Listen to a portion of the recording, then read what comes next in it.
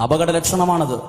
വലിയ കാര്യമായി വിവാഹം കഴിക്കുന്നു, ആഘോഷമായ ഭക്ഷണം, ആഘോഷമായ രീതികളെല്ലാം ഉണ്ട്, വലിയ ആർഭാടമായിട്ടാണ് കാര്യങ്ങളൊക്കെ നടത്തുന്നത്.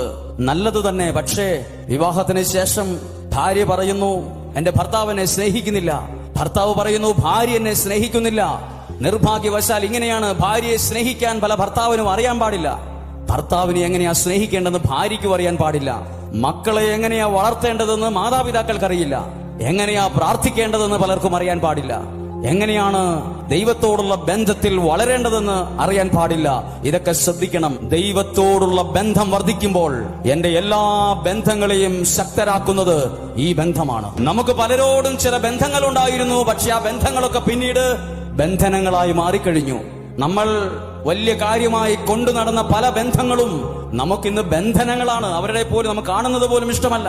അവരുടെ നമ്പർ നമ്മൾ ഫോണിൽ ബ്ലോക്ക് ചെയ്ത് കഴിഞ്ഞു. ചിലർ ആ നമ്പർ ഡിലീറ്റ് ചെയ്ത് കഴിഞ്ഞു. ചില ബന്ധങ്ങൾ നമുക്ക് ബന്ധനമാണ്. എന്നാൽ ദൈവത്തോടുള്ള ബന്ധം ഒരാൾക്കും ബന്ധനമല്ല. ആ ബന്ധമാണ് മറ്റെല്ലാ ബന്ധങ്ങളെയും, ആ വ്യക്തിയുമായി ബന്ധപ്പെട്ട് നിൽക്കുന്ന എല്ലാ ബന്ധങ്ങളെയും ശക്തീകരിക്കുന്ന ബന്ധം ഈ ബന്ധമാണ്. ഇവിടെ നിന്നാണ് തുടങ്ങുന്നത്.